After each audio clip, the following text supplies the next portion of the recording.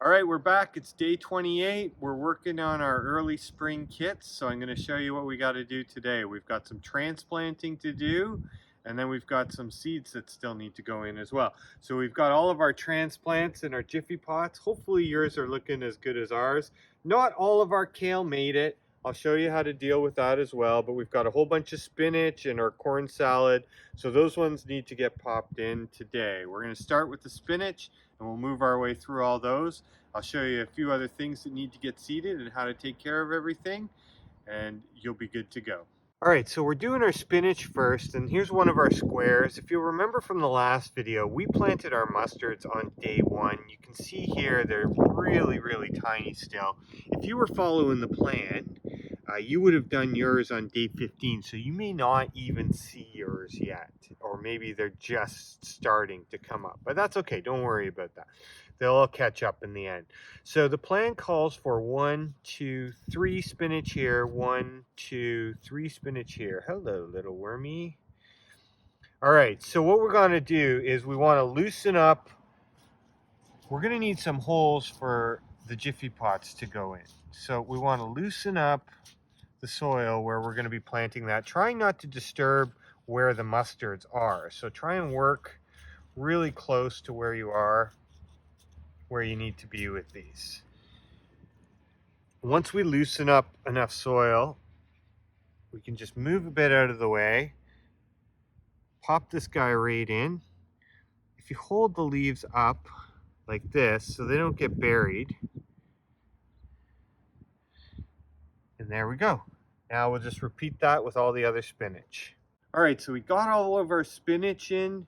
We've got our 6 spinach in this one, our 6 spinach in this one. Our mustard greens are in the middle. So these 2 squares are done and planted. We're gonna move on to our corn salad in the middle square. If you've never tried corn salad before, it's just a sort of another leafy green that you can add to a salad, and it's got an interesting flavor and interesting texture. So we thought we'd add it to this because it would be kind of fun. So we're gonna move ahead and plant that in this middle square.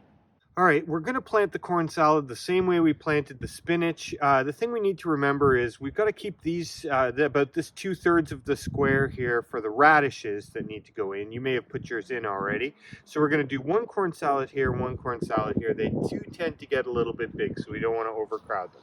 So we'll just pop those in the exact same way we did with the spinach. Loosen it up, make a little hole, pop it in, and bury it. Okay, so now we're going to move on to our kale. Again, it's the same as we did with the corn salad and the spinach. We're going to dig a hole and we're going to pop it in. We're in our north-facing squares now. We've got our arugula here in the front. We've got our peas on the north side of the square. And so this in-between space here is going to be for the kale. Now, you may have had better luck than we did. Out of the 9 kale that we planted, only 3 of them came up. I'm going to show you how to deal with that one right now. So I'm going to space mine out. I've got 3 squares. I'm going to put them in the middle of each square because the kale will get quite big. So you've got a couple options that you can do here. You could, because you've got extra seeds, you could put seeds in right now and see how they grow. They could take longer than the kale that you've got here, but you will get something at some point in time. It might not just be ready for your salad.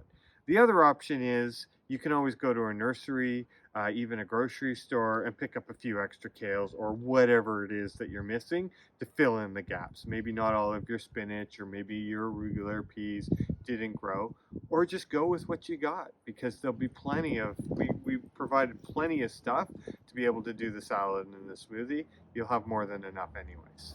All right, last thing we need to plant, radishes. Now, you may have done this day 15. We waited until day 28. These radishes grow really, really quick, so we can pop those in today. So we're gonna head back down to our corn salad square. This 2/3 right here is for the radishes. In the square right here, we can fit 1, 2, 3, 4, 5, 6, 7, 8. Now for the holes, you actually only need to go about fingernail deep. I'm using my index finger, fingernail deep. The radish seeds are pretty tiny. We're gonna pop 2 seeds in each hole. and cover them up. So now that we're all planted, the last thing to talk about is maintenance, because we're not going to see you again until we're ready to harvest. So how are you going to take care of these, make sure that they're growing well in the next 6 weeks? Well, we'll show you. Basically, you're going to do some weeding, you're going to need to do some watering, and the thing we're going to show you how to do today is called thinning. So I'll show you how to do that one right now. Okay, so as you can see, when we planted our pots, we planted a whole bunch of spinach seeds in one, and we've got way too many in that one space now. Same thing with our mustard, but our mustard's greens are still too small to do this. But because our spinach is getting bigger, we can easily get in here. Now this is the nicest one. This is the one I want to keep. So what I'm going to do is I'm just going to snip off these other guys right at soil level. I'm removing the seed leaves in this case, so they'll never grow again. And we are left with one nice, strong, healthy spinach.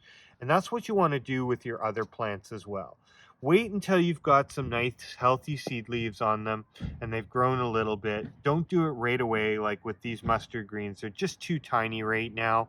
We'll hit those ones probably in another week. But once they're pretty big, like those spinach were, you can go ahead and thin out some of the extras that you have. So the arugula here as well, these ones are good for and ready for thinning. So again, just pick, like these two are pretty much the same. You could go with either or. One of them's got to go though. Right here, we've got this one is definitely growing better than this one. So I'm going to take this one out. And again, over here with this one. All right, so weeding wise, there's no weeds in here yet, luckily, but they're going to come.